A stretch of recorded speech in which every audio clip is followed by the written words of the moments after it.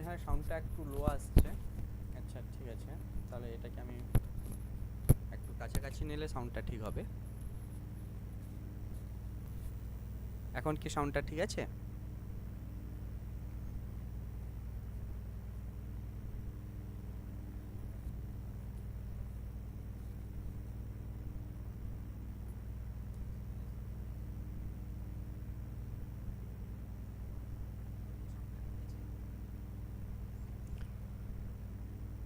চলুন তাহলে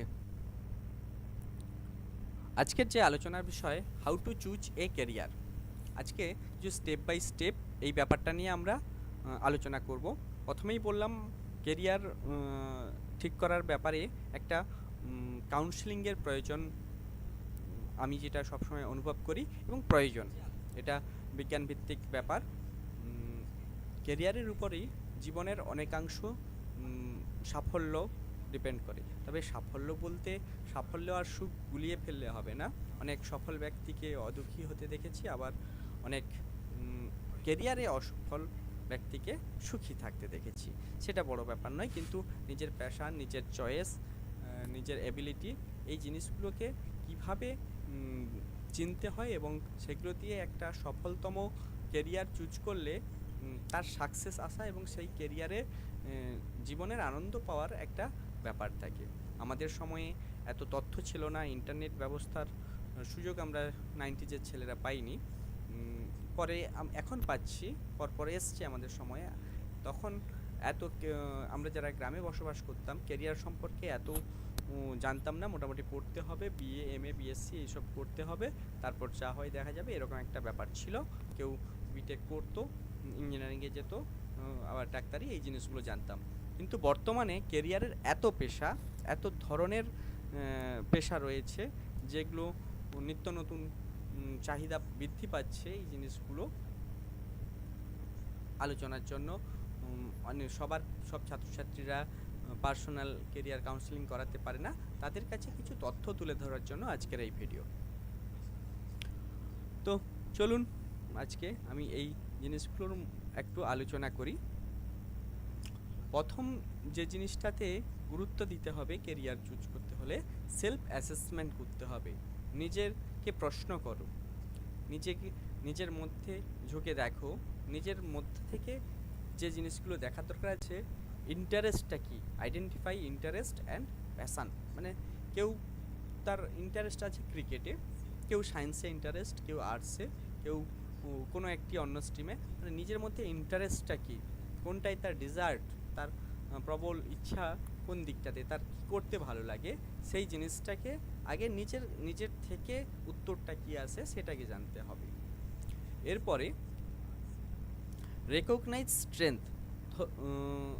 এখানে স্ট্রেংথ অ্যান্ড স্কিল বলতে যেটা বলা হচ্ছে যে তুমি আগে দেখো যে তোমার ভালো লাগে একটা জিনিস। আমার অভিনেতা হতে ভালো লাগে, অভিনয়, কিন্তু আমি ওই ব্যাপারটার জন্য আমার স্ট্রেংথ রয়েছে কি না, স্কিল তো ডেভেলপ করে করা হবে, কিন্তু অ্যাকচুয়ালি আমার যে স্ট্রেংথ, আমার মধ্যে যে জিনিসগুলোর পোটেন্সিয়ালিটি থাকা দরকার, সেই স্ট্রেংথ অ্যাকচুয়ালি আছে কিনা, বা আমি ওই প্র্যাকটিসের মাধ্যমে, হ্যাবিটের মাধ্যমে, শেখার মাধ্যমে ওই স্ট্রেংথটাতে পৌঁছতে পারবো কিনা, নিজেকে প্রশ্ন করতে হবে। তাহলে নিজের ইচ্ছা, প্রথম ইচ্ছা সেটাকে আইডেন্টিফাই করতে হবে। এটা খাতা কলম নিয়ে নিজে লিখলে আরও ভালো হয় যে আমার ইন্টারেস্টটা এই আমি ক্রিকেটারে, আমি গানে, আমার বিজ্ঞান নিয়ে পড়াশোনা করতে। নিজের ইন্টারেস্টগুলোকে আগে খুঁজে বের করে নেওয়া। কেরিয়ার কাউন্সেলিংয়ের প্রথম যেটা হচ্ছে নিজের ইন্টারেস্টটাকে দেখতে হবে। তারপর যে স্ট্রেংথ, ওই ব্যাপারটায় আমার কতটা স্ট্রেংথ রয়েছে, বা আমি স্ট্রেংথ কতটা বাড়াতে পারবো, সেটা নিজের থেকে একটা জাজমেন্ট করতে হবে। তারপর আন্ডারস্ট্যান্ড ভ্যালু। যে ভ্যালুস বলতে এখানে কি বলা হচ্ছে, যে ওই জায়গাটায় আমি ওই জিনিসটাতে কতটা ভ্যালুস পাবো, বা ওই জিনিসটাতে আমার ক্ষেত্রে কতটা ভ্যালু রয়েছে। যে আমি যে রেকগনাইজেশনটা চাইছি, আমি যেটা হতে চাইছি, এবং এইটা করে আমি কতটা মূল্য দেব, বা এই মূল্যটা আমার পক্ষে আমাকে কতটা সহযোগিতা করবে, আমি কতটা ওই মূল্যটা পেতে চাই। তারপর ওয়ার্ক প্রেফারেন্স কি রয়েছে, যে কোথায় কোথায় আমি এটা পড়াশোনা করলে, আমি ধরুন হোটেল ম্যানেজমেন্ট করলাম, হোটেল অ্যান্ড হসপিটালিটি ম্যানেজমেন্ট এখন একসাথেও করা হয়, যে কোথায় কোথায় কাজ পাবো।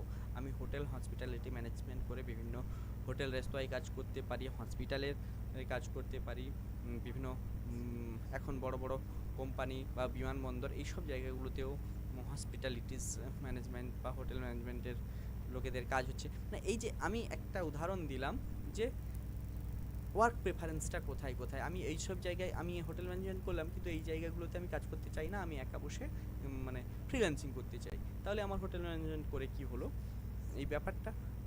তাহলে ওয়ার্ক প্রেফারেন্সগুলো কোথায় কোথায় আছে, ওই জায়গাগুলোতে আমি কাজ করতে চাই কি না, বা ওই জিনিসটা আমার পক্ষে আজ থেকে 5 বছর 10 বছর পর যখন আমি ওই ব্যাপারে স্কিল ডেভেলপমেন্ট করলাম, পড়াশোনা করলাম, ওটা ওই কাজের প্রেফারেন্সগুলো আমার পক্ষে ঠিকঠাক হবে কিনা। এরপরে যেটা বলা হচ্ছে কনসিডার পার্সোনালিটি ট্রিটস, মানে নিজের যে পার্সোনালিটি, নিজের ক্ষেত্রে আমার যে ওটার সাথে ম্যাচ করছে কিনা, বা আমি পার্সোনালিটি ডেভেলপ করা যায়, এই যে স্কিল পার্সোনালিটি এগুলোকে ডেভেলপ করতে হয়। আমি এখন যে এখনটাকে দিয়ে জাজমেন্ট নয়, যে আমি অ্যাকচুয়ালি ওটাতে ডেভেলপ করতে চাই কিনা এবং ওটাতে করে ওই কোর্সটা করতে চাই কিনা। তাহলে সেলফ অ্যাসেসমেন্ট, নিজেকে প্রশ্ন করা, নিজেকে নিজের মধ্যে কি কি আছে সেই জিনিসগুলোকে স্টেপ বাই স্টেপ এই প্রশ্নগুলো আগে করতে হবে। আমার ইন্টারেস্ট কি, আমার স্ট্রেংথ কি, আমি এই ওয়ার্ক প্রেফারেন্সগুলো আমার পছন্দের কিনা, এবং আমার পার্সোনালিটির সাথে আমি যেটা ভাবছি এগুলো কতটা ম্যাচ করে। তুমি নিজে না পারলে কোনো তোমার শিক্ষকের সাহায্য নাও, অভিজ্ঞ শিক্ষকের সাহায্য নাও, শিক্ষকের সাথে কথা বলো, আশেপাশের সফল মানে একটু যাদের কাছে তথ্য থাকে, যেসব দাদা দিদিদের বলবো, একটু দাদা দিদি চুজ করার সময় একটু তাদের একটু বয়স এবং শিক্ষাগত যোগ্যতা এইসব জিনিসগুলো তাদের কাছ থেকে দেখে তবে একটু সাজেশান নাও। এরপরে যেটা হচ্ছে explore career option, research job role and industries, আগে সার্চ করে দেখো, আগে খোঁজো যে আমার কাজটা কি হবে, এই হোটেল ম্যানেজমেন্ট করলাম, বা আমি ডেটা সায়েন্স পড়লাম, বা আমি অনেক অপশান আছে, অপশানগুলো পরে বলবো কোন বিষয় নিয়ে আর্টসে পড়লে কোন কোন অপশান থাকে।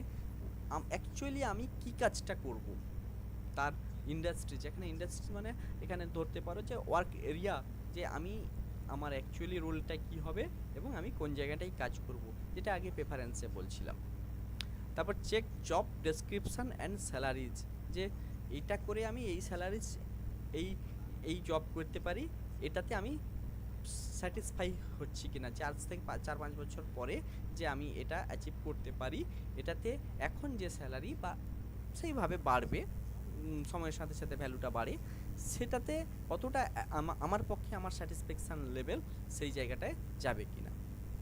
Look at future Trends in various field, এবং যেটাতে আমি যাচ্ছি, সে হোটেল ম্যানেজমেন্ট হোক, ডেটা সায়েন্স হোক, বা বিটেক হোক, বিএসসি হোক, এমকম হোক, ওর ফিল্ডগুলো আগামী দিনে কি কি খুলে যাবে, যে আমি এই কোর্সটা করলাম, আমি 3 বছর 4 বছরের কোর্স করলাম, তারপরে আমি কোন কোন ফিল্ডে যেতে পারবো এবং ওই ফিল্ডগুলোতে আমি যেতে চাই কি না। অ্যাকচুয়ালি এরকম জিনিসটা যদি গোলটা সেট করে ফেলা যায়, প্রথমে ইন্টারেস্ট, এবিলিটি, স্ট্রেংথ দেখে তারপর গোল সেট করে ফেললে তারপর এডুকেশানে যাওয়া উচিত। Consider career that align with your skill, মানে এমন একটা কেরিয়ারকে কনসিডার করো যেটা তোমার স্কিল, তুমি যে স্কিলটা ডেভেলপমেন্ট করবে তার বেসিসে, তুমি সেই স্কিলের বেসিসে সেই কেরিয়ারটাকে আরও এগিয়ে নিয়ে যেতে পারবে।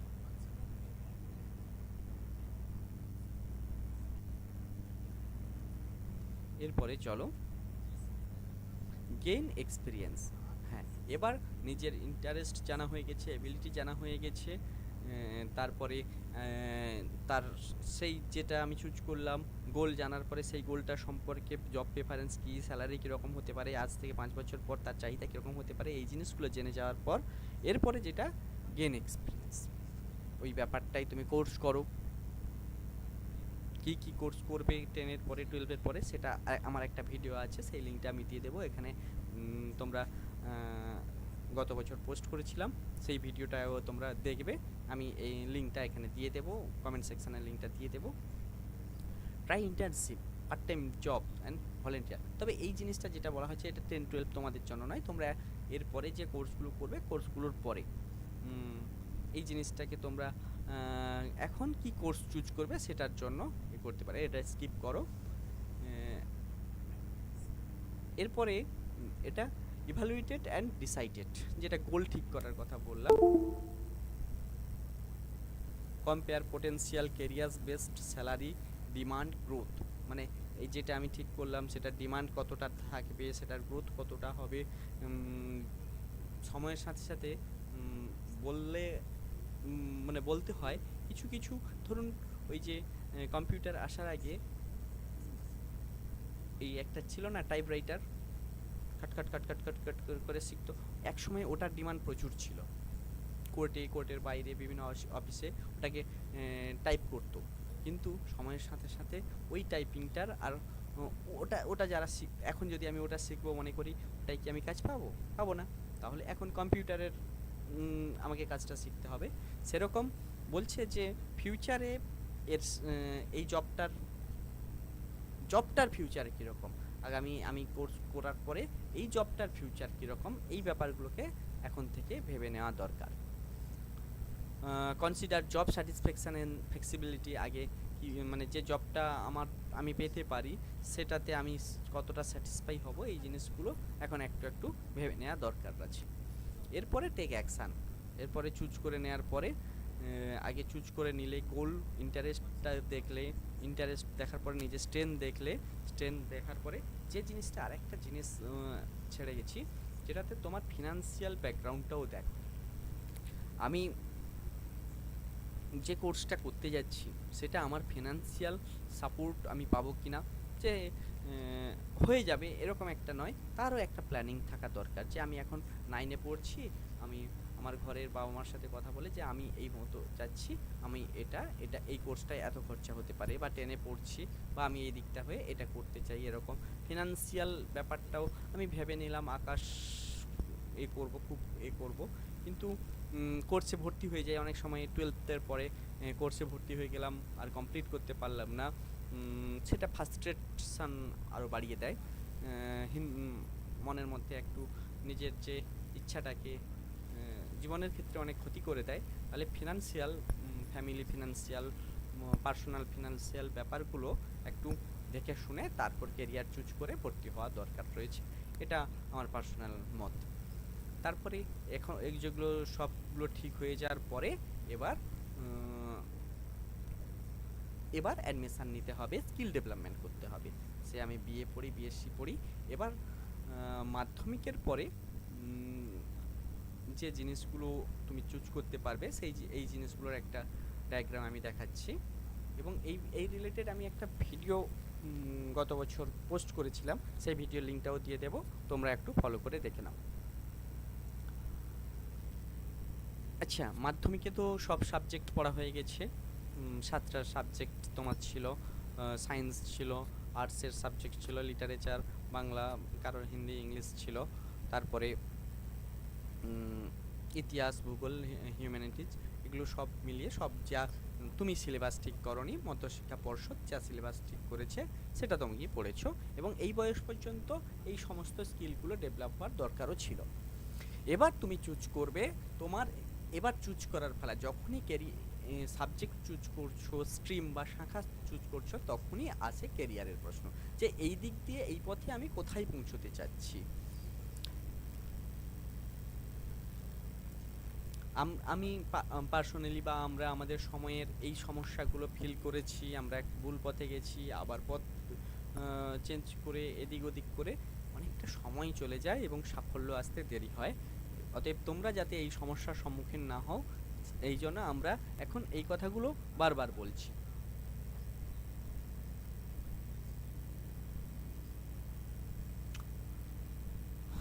তো এখন আমরা যেটা বলবো, ক্লাস মাধ্যমিকের আশা করি তোমাদের পরীক্ষা ভালো হয়েছে।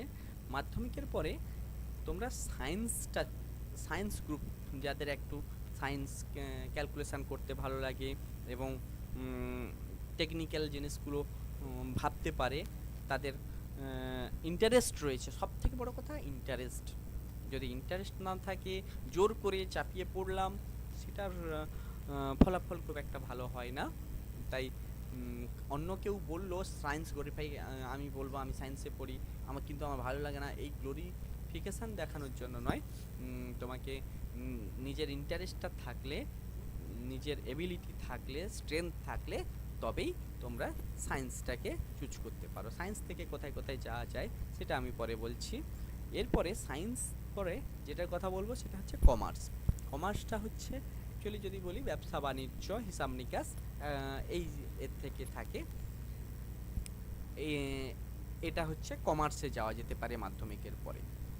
কমার্সের সাবজেক্টগুলো অ্যাকাউন্টিংস থাকে, ইকোনমিক্স থাকে, তার বিভিন্ন ভাগ আছে। কমার্সটা যদি পড়ো, হিসাব নিকাশ, এই যে ট্যাক্স ফাইল, চার্টার অ্যাকাউন্টেন্ট, বিভিন্ন কোম্পানির সেক্রেটারিয়েট, এইগুলো করা যায়। এই পরে আলোচনায় যাচ্ছি।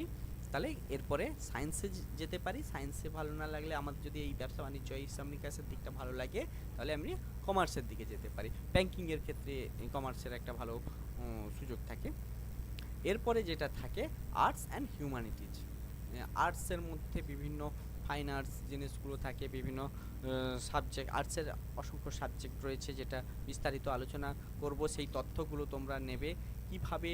10-এর পরে একটা শাখা চুজ করলে তারপরে হায়ার স্টাডিজ কি, আমি ক্লাস 10-এর পরে একটা স্ট্রিম চুজ করে নিলাম, কিন্তু হায়ার স্টাডিজে আমার ওটা করার ইচ্ছা ছিল, তখন আর করা যায় না অনেক সময়। এরপরে ভোকেশনাল কোর্স থাকে। ভোকেশনাল কোর্স বলতে এই যে ভোকেশনাল কোর্স যেটার কথা বলছি, ভোকেশনালের কিছু স্কিল ডেভেলপমেন্ট করা হয়, যেগুলো সায়েন্সের থেকে আর্টসের কিছু স্কিল রয়েছে। এর মধ্যে অসংখ্য কোর্স থাকে ভোকেশনালে, যে এখন আমাদের রাজ্যে পলিটেকনিক রয়েছে, আইটিআই রয়েছে। এগুলোতে বিভিন্ন মেকানিক্যাল, সিভিল, আরও ইলেকট্রনিক্স বিভিন্ন কোর্স রয়েছে। এই এক একটা টপিক ধরে আমি পরে আলোচনা করে দেব। তোমরা কমেন্ট করে জানাও কোন টপিকটার উপরে আলোচনা চাইছো, কিভাবে ভর্তি হতে হয়, কোন এক্সাম দিতে হয়, এগুলো সব আমরা আলোচনা করব। কমেন্টে জানাও যদি এরকম ভিডিও তোমরা পেতে চাও।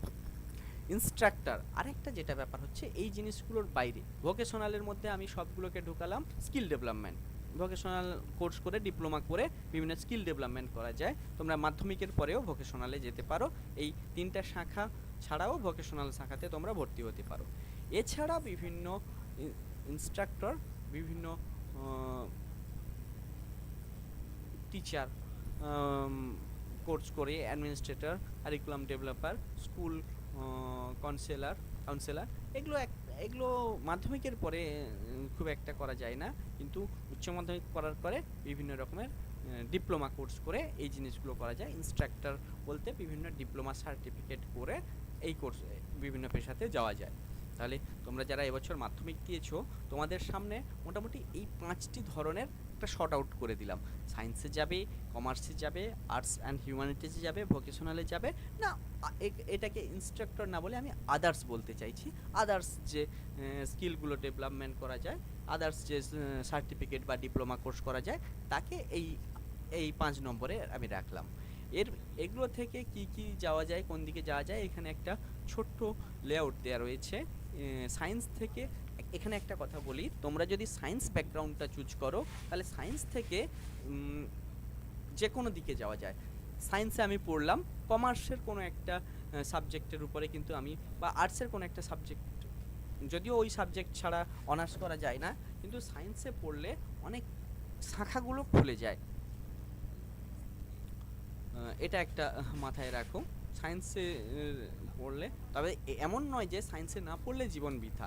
প্রত্যেক পেশারই একটা সাফল্য রয়েছে, প্রত্যেক পেশাই তার সর্বোচ্চ সীমায় পৌঁছতে পারে। তোমার সবথেকে বড় কথা তোমার ইন্টারেস্ট গ্রুপটা কি। সায়েন্স পড়ে তুমি ইঞ্জিনিয়ারিংয়ের দিকে যেতে পারো, মেডিকেলের দিকে যেতে পারো। মেডিকেলে যে ডাক্তার শুধু হয় তা নয়, নার্সিং থাকে, বিভিন্ন মেডিকেল অ্যাসিস্ট্যান্ট থাকে যারা ওই মেডিকেল ইনস্ট্রুমেন্ট করে। ওগুলো কি করে, কি পরীক্ষা দিয়ে গভর্নমেন্ট কোথায় যেতে চায়, সব এই ব্যাপারগুলো জানতে চাইলে কমেন্ট করে জানাও তোমার ইন্টারেস্টটা কি। স্যার আমার এইটা ইন্টারেস্ট আছে, এটার দিকে এগোতে হলে আমি কি কি করব, জিনিসগুলো কমেন্টে জানাও, আমরা আলোচনা করব। এর কমার্স থেকে CA, BCom, CA chartered accountant যেটা, বিকম করতে পারো, বিবিএ করতে পারো, ম্যানেজমেন্ট যেটা course, diploma in banking, finance, এগুলো এই কোর্সগুলো করা যায়।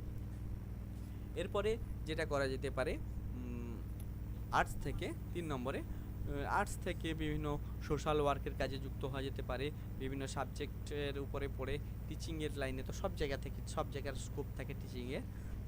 ল পড়া যেতে পারে, বিভিন্ন ল্যাঙ্গুয়েজ শেখা যেতে পারে, ফাইন আর্টস যে জিনিসগুলো সেগুলোই ডেভেলপমেন্ট করানো যেতে পারে, এগুলো আর্টসের মধ্যে আসে।